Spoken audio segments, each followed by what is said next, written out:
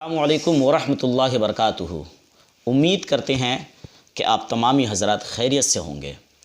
ایک بہت پیاری حدیث میں آپ کے سامنے پیش کرنے جا رہا ہوں، جس سے ہمارا بھی بڑا فائدہ ہے اور آپ کا بھی بڑا فائدہ ہوگا۔ جب سے میں نے ایک حدیث پڑھی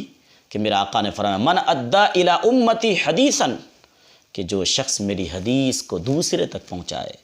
لتقام بہ سنۃ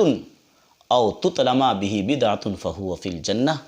کہ جو شخص میری حدیث کو دوسرے تک پہنچائے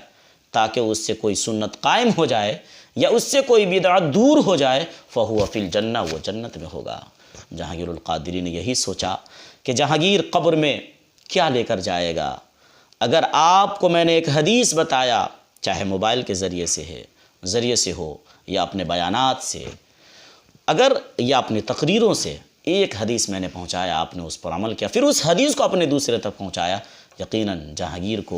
جہانگیر کے قبر میں یہی کام آ جائے۔ اور میں امید کرتا ہوں کہ یقیناً اللہ کے نبی کا فرمان ہے، مجھے ضرور یہ کام دے گا میری قبر میں۔ حضرات محترم، ایک بہت پیاری حدیث میں آپ کے سامنے پیش کرنے جا رہا ہوں۔ بہت سارے حضرات ہیں جو یہ کہتے ہیں کہ قاری صاحب کہ پانچوں وقت کا ہمیں وقت نہیں ملتا ہے نماز پڑھنے کا، ہم پڑھ نہیں پاتے ہیں، ایک وقت پڑھنے سے کیا فائدہ؟ مگر نہیں میرے دوستو، پانچوں وقت کو ہم نے ضروری نہیں سمجھا، ہم نے کھانے پینے کو ضروری سمجھا، تو ہم وہ کھانا بھی اپنے ٹائم سے کر لیتے ہیں، پینا بھی ہم اپنے ٹائم سے کر لیتے ہیں، اور ہم نے نماز کو ضروری ہی اپنی زندگی کے لیے نہیں سمجھا۔ ہم نے اپنے جسم کو تر و تازہ رکھنے کے لیے ہم نے سویرے کو چائے بھی پیا، بسکٹ بھی کھایا، دوپہر میں بھی کھانا کھایا، اور 8-9 بجے بھی ہم نے ناشتہ کیا، پھر شام کو بھی ہم نے کچھ ناشتہ کیا، پھر رات کو بھی کھانا کھایا۔ 4 سے 5 مرتبہ آپ اپنے جسم کو سکون پہنچانے کے لیے کھانا آپ اپنے لیے ضروری سمجھتے ہیں تو کھانا کھا لیتے ہیں۔ ایسے ہی اگر آپ نماز کو ضروری سمجھ لیتے تو یقیناً پانچوں وقت کی نماز بھی آپ پڑھ سکتے ہیں۔ اب مت بھولیں، اللہ کے نبی نے ارشاد فرمایا وَعَجِّلُوا بِالتَّوْبَةِ قَبْلَ الْمَوْتِ وَعَجِّلُوا بِالصَّلَاةِ قَبْلَ الْفَوْتِ، کہ وَعَجِّلُوا بِالتَّوْبَةِ قَبْلَ الْمَوْتِ، موت سے پہلے توبہ میں جلدی کرو، موت سے پہلے توبہ میں جلدی کرو، اتنی دیر نہ ہو جائے کہ تم سوچو کہ ہم اب توبہ کر لیں اور وقت نکل جائے، پھر ہاتھوں کو تم اپنے ملتے رہو گے، پھر وہ وقت نہیں مل پائے گا۔ وَعَجِّلُوا بِالصَّلَاةِ قَبْلَ الْفَوْتِ، اور نماز کو قضا ہونے سے پہلے اس کو ادا کرنے میں جلدی کرو۔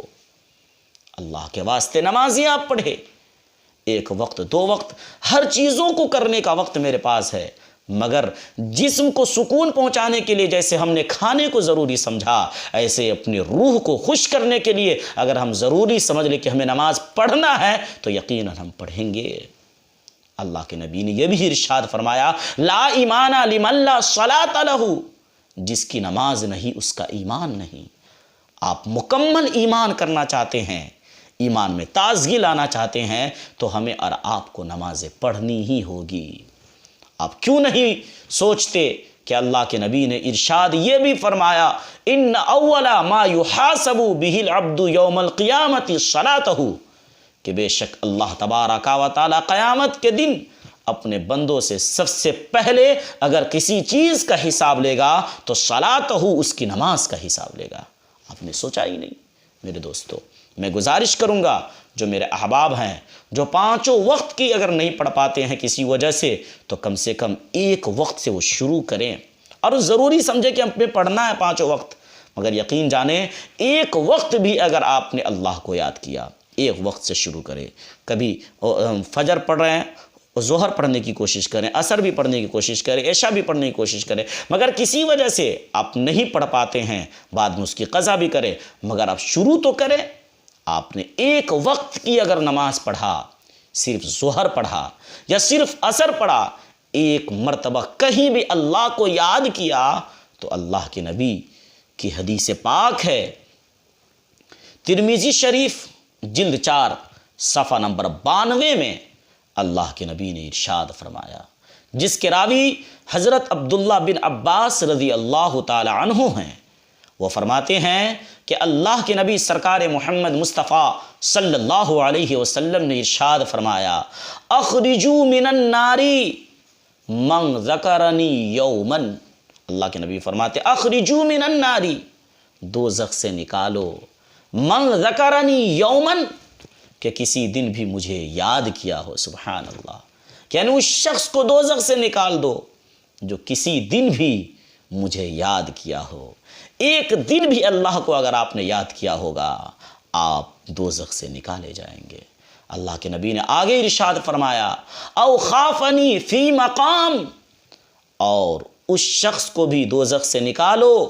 کہ مجھ سے کسی بھی مقام پر ڈرا ہو، مجھ سے خوف کھایا ہو، اسے بھی تم دوزخ سے نکال دو۔